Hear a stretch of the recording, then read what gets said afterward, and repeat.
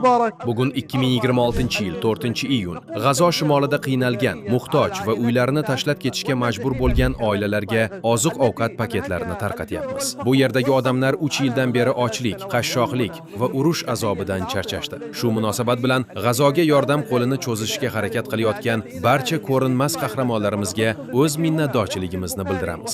Ayniqsa, G'azo xalqiga doimo yordam berib kelayotgan Imom Buxoriy vaqfi va u orqali bizga ihsonlarni yuborgan Havakandga alohida tashakkur aytamiz. Alloh sizlardan rozi bo'lsin. Qilgan ihsonlaringizni eng go'zal mukofotlar bilan taqdirlasin. G'azodagi dindoshlaringiz uchun qilgan bu xayrli ishlaringizni Alloh o'z dargohida qabul qilsin.